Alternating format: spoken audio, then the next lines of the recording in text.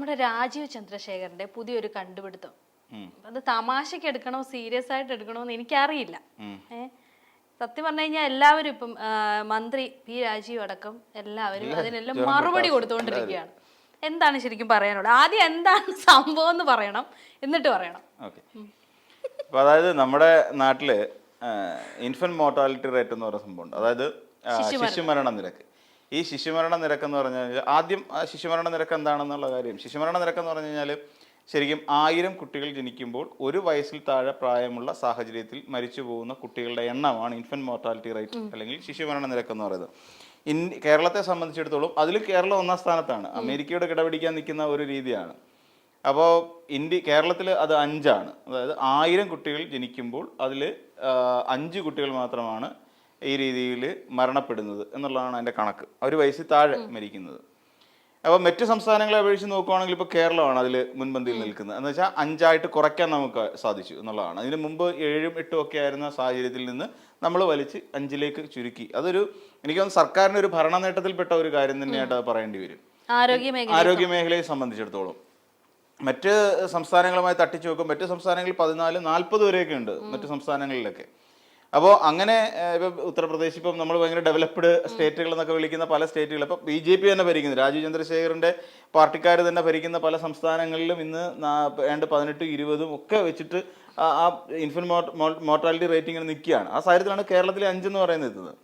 ഇതാണ് ശരിക്കും infant mortality എന്ന് പറയുന്ന ഒരു സംഭവം. ഇതിനെ സ്വാധീനിക്കുന്ന ചില ഘടകങ്ങളുണ്ട്. അതായത് എന്തുകൊണ്ടാണ് നമ്മുടെ നാട്ടിൽ 1 വയസ്സിൽ താഴെയുള്ള കുട്ടികളുടെ മരണം നമുക്ക് കൺട്രോൾ ചെയ്യാൻ കഴിഞ്ഞത്? ഇത് ഒരു തരത്തിൽ കൺട്രോളിങ് ആണ്, അല്ല നമ്മൾ സ്വാഭാവികമായിട്ട് വിചാരിച്ച് നടക്കുന്ന കാര്യമല്ല. അതായത് കുട്ടികൾ ജനിക്കുന്നു, അവർക്ക് ഉണ്ടാകുന്ന ഒന്നാമത്തെ കാര്യം എന്ന് വെച്ച് കഴിഞ്ഞാൽ കുട്ടികളുടെ ഈ പറയുന്ന കാലഘട്ടങ്ങളിൽ ഒരു ഗർഭിണിക്ക് കൊടുക്കുന്ന പരിചരണമുണ്ട്. ഇതൊക്കെ അതിനകത്ത് വരും. അതുണ്ടാവും. പിന്നെ പോഷക ആഹാരത്തിന്റെ ലഭ്യത, കുഞ്ഞുങ്ങൾക്ക് കൊടുക്കുന്ന ആദിവാസി മേഖലകളിൽ. പക്ഷെ ആദിവാസി മേഖലയൊക്കെ ഒരുപാട് മാറ്റം സംഭവിച്ചു. ഇപ്പൊ നമ്മൾ ഇപ്പൊ ഒരുപാട് മാറ്റം. ഉമ്മൻചാണ്ടിയുടെ കാലഘട്ടത്തിൽ അവിടെ ഈ ആദിവാസി മേഖലയിലൊക്കെ അതുമായി ബന്ധപ്പെട്ട് ചർച്ചകൾ നടന്നുകൊണ്ടിരിക്കുകയാണ്. ആദിവാസി കുടിലുകളാണ് എന്ന് വെച്ചാൽ ചോർന്നൊലിക്കുന്ന കുടിലുകൾ മാത്രമായിരുന്നു അന്ന് KC ജോസഫ് അന്ന് മന്ത്രിയായിരുന്നു. അപ്പോൾ KC ജോസഫൊക്കെ അന്ന് പറഞ്ഞൊരു കാര്യം, എന്തുകൊണ്ട് കുട്ടികൾക്കിടയിൽ മരണം സംഭവിക്കുന്നു? അപ്പോൾ പനി ബാധിച്ച് കുട്ടികൾ മരിക്കുകയാണ്. അപ്പോൾ അവരുടെ വീടിനടുത്ത് തന്നെ കുഴിച്ചിടുക, അത് തന്നെയാണ് അതിൻ്റെ ഒരു ഇത്. അല്ലാതെ അവർക്ക് വിദഗ്ധ ചികിത്സയില്ല, പട്ടിണിയാണ്.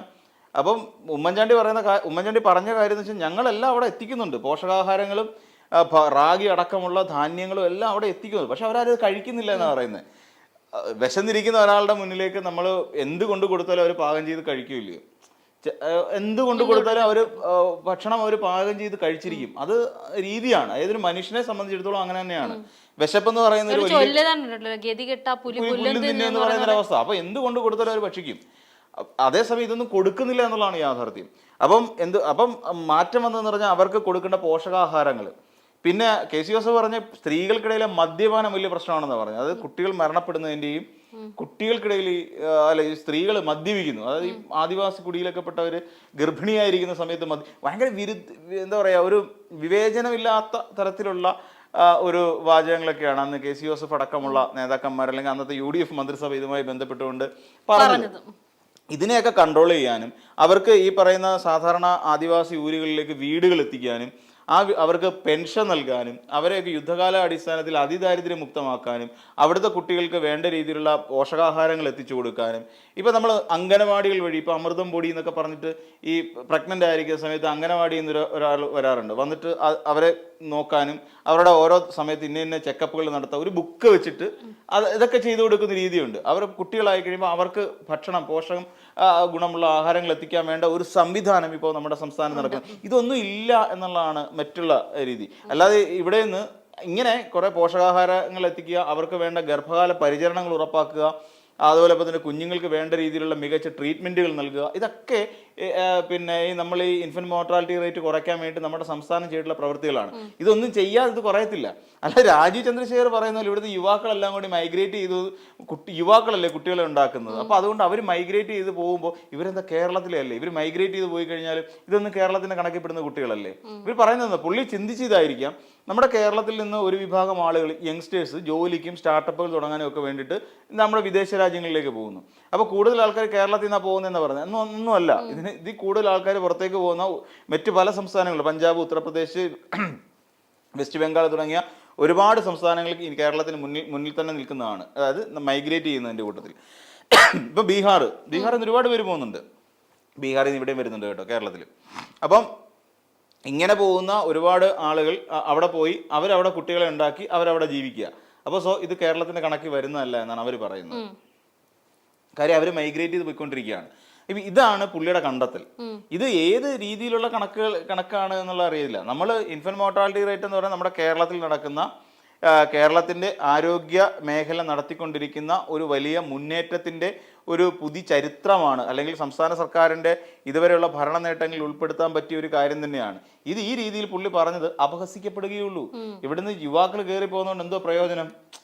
നമ്മൾ മനസ്സിലായി, യുവാക്കൾ ഇവിടുന്ന് കേരളത്തിൽ വൃത്തികേടല്ലേ പറയുന്നത്, യുവാക്കളല്ലേ കുട്ടികൾ ഉണ്ടാക്കുന്നത്.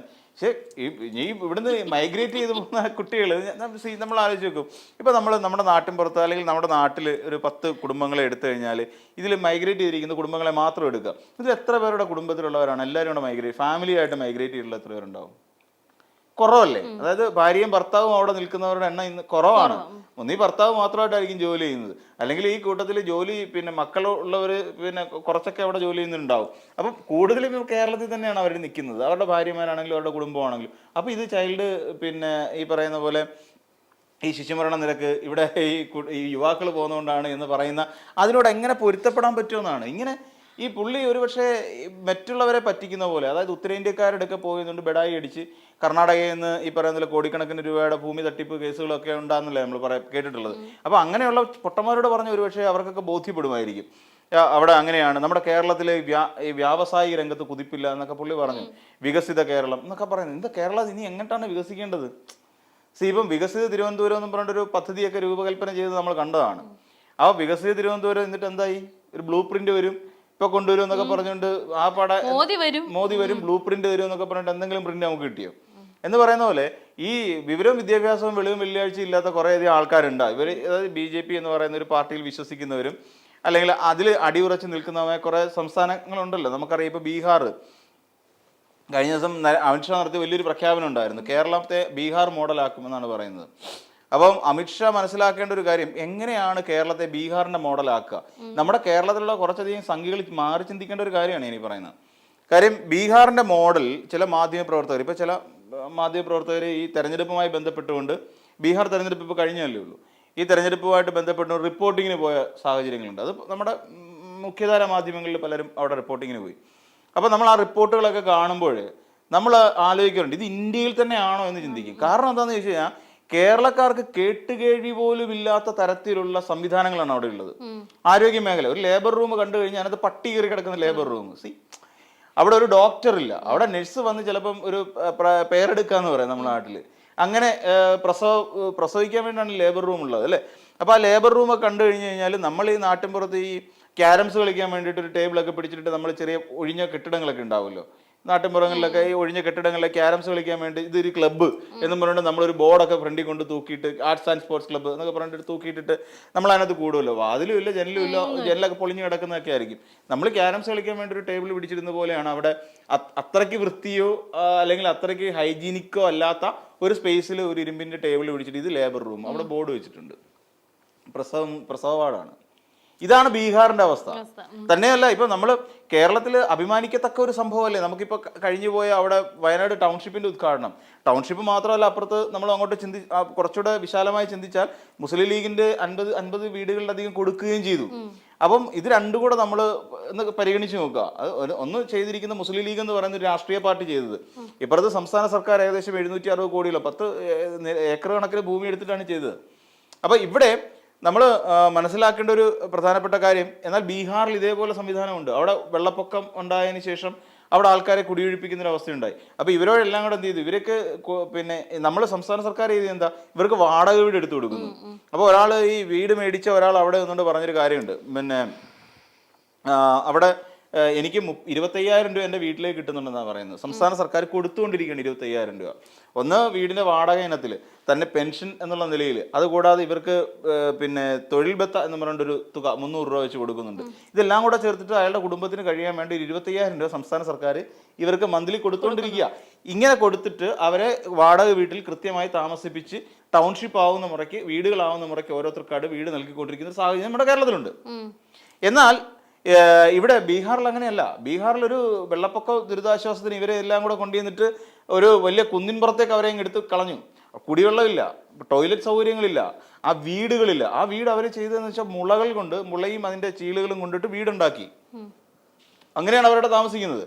ഇതാണ് അപ്പം അമിത്ഷാ പറഞ്ഞ പോലെ ഈ ബീഹാറിനെ പോലെ ആക്കുമോ നമ്മുടെ കേരളത്തെ എന്നുള്ളതാണ് നമ്മുടെ ചോദ്യം. അപ്പൊ ഇവിടെ ഇത് ശരിക്കും ഞങ്ങൾക്ക് വേണ്ട. അതെ, നമുക്ക് അതിന്റെ ആവശ്യമില്ല. നമുക്ക് UDF അല്ലെങ്കിൽ LDF ഈ രണ്ട് സംവിധാനങ്ങളും കൂടെ ചേർന്ന് നമ്മളെ ഇപ്പൊ കൊണ്ടെത്തിച്ചിരിക്കുന്നതെന്ന് പറഞ്ഞാൽ നമ്മുടെ കേരളത്തെ ഒരു 10 പേര് കണ്ടു കഴിഞ്ഞാൽ മോശമല്ലാത്ത ഒരു സാഹചര്യത്തിലേക്കാണ് കൊണ്ടെത്തിച്ചിരിക്കുന്നത്. ഇപ്പം ഈസ് ഓഫ് ഡൂയിങ് ബിസിനസിന്റെ കാര്യത്തിൽ കേരളം 1ാം സ്ഥാനത്ത് നിൽക്കുന്നു. പിന്നെ ആരോഗ്യരംഗം കേരളം നമ്പർ 1 ആയി.